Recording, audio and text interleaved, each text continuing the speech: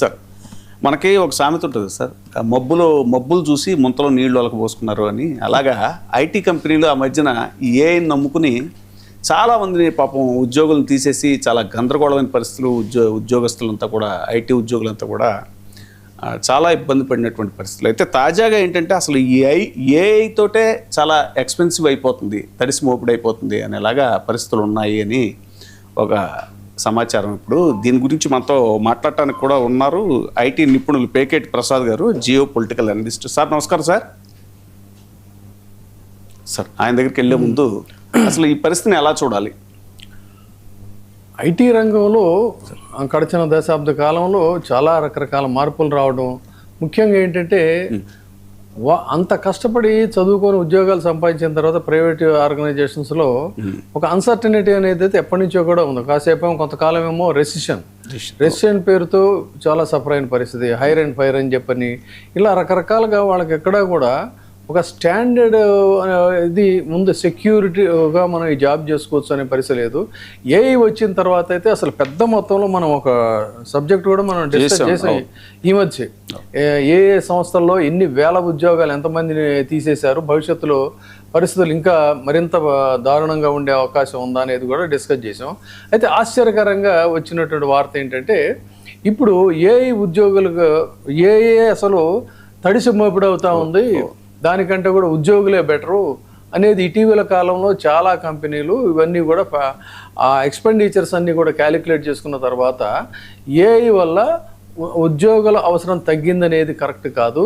వేలాది మందిని మనం తొందరపడి ఒక క్యాలిక్యులేషన్ లేకుండా, ఒక ముందు చూపు అనేటువంటిది లేకుండా చాలామందిని తీసేసాం. కానీ ఇప్పుడున్నటువంటి ఈ మెయింటెనెన్స్ పరిస్థితులు ఇవన్నీ కనుక చూసుకున్నట్లయితే ఒక కొత్త ప్రశ్న అనేటువంటిది, ఒక కొత్త సవాల్ అనేది మనకు మన ముందుకు వచ్చింది. అందుకని భవిష్యత్తులో ఉద్యోగుల్ని తీసేసి ఏఐ నమ్ముకునే కంటే కూడా, ఏఐ మీద పెట్టేటువంటి ఖర్చు కంటే కూడా ఒక ఎఫిషియెంట్ పర్సన్స్ని పెట్టుకోవటం అంటే ఇప్పుడు కూడా హ్యూమన్ మేధ అనేటువంటిది ఇప్పుడు దాన్ని మించినటువంటి మేధ ఇంకొకటి ఉండదు అనే వాస్తవాన్ని కొంత ఇప్పటికైనా కూడా తెలుసుకున్నారు అని చెప్పని అనాలి. ముఖ్యంగా చూసుకున్నట్లయితే మనకి 2024-25 మధ్య అమెజాను, మెటా, ఐబిఎం ఇట్లా చాలా సంస్థలు, హెచ్పిఎల్ అనేక వేల మందిని, ఒకళ్ళని కాదు వేల మందిని ఈ మధ్యకాలంలో కూడా తీసేసి మనం లాస్ట్ టైం కూడా డిస్కస్ చేస్తాం. అమెజాన్లో కానీ, మెటాలో కానీ, ఐబిఎంలో, ఇట్లా సిస్కోలో, హెచ్పిలో ఈ ఎన్ని కోతలు ప్రకటించాయంటే వేల సంఖ్యలో. ఇంకా భవిష్యత్తులో కూడా ఇంకా తీసేస్తామని కూడా వాళ్ళు చెప్పిన స్టేట్మెంట్ కూడా మనం ఇచ్చాం. అయితే మరి ఇక్కడ ఈ ఏఐ ఏజెంట్స్ సపోర్ట్ సిస్టమ్ కారణంగా ఉద్యోగులు తగ్గించేటువంటి క్రమంలో తీరా చూస్తే ఏమైందంట, ఈ ఖర్చు అంతా కూడా వీళ్ళకి చాలా భారీ స్థాయిలో ఉన్నటువంటి ఖర్చు. అంటే ఏంటి, ఇక్కడ మనకి ప్రతి వాళ్ళకి ఏఐ అనగానే ఇప్పుడు కామన్ మ్యాన్ మనలాంటి వాళ్ళకి తెలిసినంత వరకు ఏంటి అన్నట్టయితే కేవలం ఏదో చాట్ జీపీటీ, గూగుల్ జెమిని ఇలాంటివి అని చెప్పని మనం అనుకుంటున్నాం. కానీ ఇక్కడ చూస్తే భారీ డేటా సెంటర్లు, వేలాది జీపీయూలు, సూపర్ కంప్యూటర్లు, హై అండ్ ఎన్విడియా చిప్స్, ప్రత్యేక విద్యుత్తు, ఈ ఖర్చులన్నీ కూడా చూసుకున్నట్టయితే ముఖ్యంగా క్లౌడ్ ఖర్చులు, ఏది ఓపెన్ ఏఐ కానీ, ఆంథ్రోపిక్ కానీ, గూగుల్ జెమిని కానీ, మైక్రోసాఫ్ట్ ఇలాంటివన్నీ. సో వీటి మీద పెట్టే ఖర్చు కంటే కూడా ఎంప్లాయీస్ని పెట్టుకోవడం చాలా బెటరు అనేటువంటి దాన్ని ఇవాళ రియలైజ్ అయ్యారంటున్నారు. సో రాబోయే కాలంలో ఇది వినడానికైతే మాత్రం ఐటీ ఉద్యోగులకి ఒక మంచి వార్తగానే మనం దీన్ని భావించాలి. మరి అయితే ఇంకా మునుముందు ఇంకా ఎలాంటి ఛాలెంజెస్ ఉంటాయి. అయితే ఒకటి ఏంటంటే వీళ్ళు కూడా ఖచ్చితంగా కొంతమంది ఏఐ టెక్నాలజీకి కూడా వీళ్ళని అప్డేట్ చేసుకోవాల్సినటువంటి అవసరం కూడా ఉంటుంది. సో ఏఐ మోడల్ నడపాలి అన్నట్టయితే భారీ స్థాయిలో విద్యుత్ అవసరం, తర్వాత ట్రైనింగ్ కూడా అవసరం. ఈ మోడల్ ట్రైనింగ్ కోసమే వాళ్ళు $1,00,00,000 ఖర్చు పెడుతున్నారని చెప్పని తెలుస్తూ ఉంది.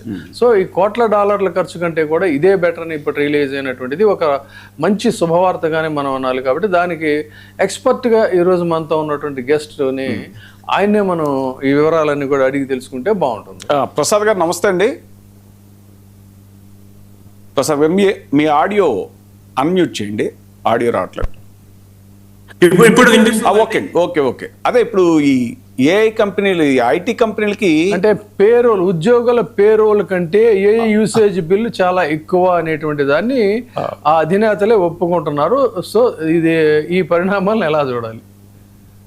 అంటే ఇక్కడ మనకి 2 ఉదాహరణలు వచ్చాయండి. ఒకటి మైక్రోసాఫ్ట్ వాళ్ళు క్లౌడ్ వాళ్ళతో పెట్టుకున్న లైసెన్స్, క్లౌడ్ అనే ఆంథ్రోపిక్ వాళ్ళతో ఉన్న అగ్రిమెంట్లు ఏవైతే ఉన్నాయో అవి క్యాన్సిల్ చేసుకున్నారని ఒకటి వచ్చింది. ఇంకో కంపెనీ ఊబర్ నుంచి వాళ్ళ ఏఐ లైసెన్స్ చాలా మటుకు ఆంథ్రోపిక్ వాళ్ళు తీసుకున్న అది కూడా క్యాన్సిల్ చేశారండి. ఇక్కడ 2 అంశాలు చూసుకోవాలి. ఒకటి ఏంటంటే ఏఐ వల్ల ఎన్ని అయితే ఉపయోగాలు ఉన్నాయో దానివల్ల సైడ్ ఎఫెక్ట్స్ కూడా చాలా ఉన్నాయండి. మొదటిగా అందరూ చూస్తుంది ఏంటంటే ఏఐ వచ్చేస్తుంది, మొత్తం జాబ్స్ రిప్లేస్ చేసేస్తుంది, అలా ఏం లేదండి.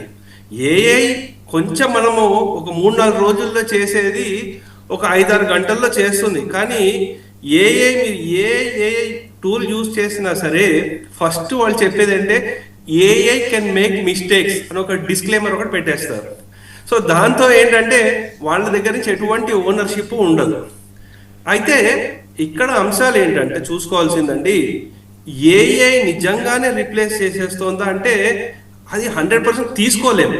ఎందుకంటే కోవిడ్ సమయంలో అసలు బీభత్సమైన ప్యాకేజీలు ఇచ్చేసి విపరీతమైన హైరింగ్లు చేశారండి. దాంతో ఏమవుతుందంటే ఇప్పుడు కాస్ట్ పెరిగిపోయాయి. అయితే ఐటీలో కూడా 2 రకాల కంపెనీలు ఉంటాయి. ఒకటి కన్సల్టింగ్ ఒకటి ఉంటుంది, ఇంకోటి ఐటీ సర్వీసెస్ లేకపోతే ఇంకోటి ప్రోడక్ట్ కంపెనీస్ ఒకటి ఉంటుంది. వాళ్ళందరికీ ప్రెషర్ ఎక్కడి నుంచి వస్తుంది అంటే కస్టమర్ల దగ్గర నుంచి వస్తుంది. వాళ్ళు అంటారు మీరు ఎందుకు మాకు ఇంతలా ఛార్జ్ చేస్తున్నారు, మీకు ఇప్పుడు ఏఐ వచ్చేసింది కదా, కోడింగ్ చేసుకోవడానికి ఎక్కువ సమయం పట్టదు కదా, మీరు ఏఐని యూజ్ చేసుకోవచ్చు కదా.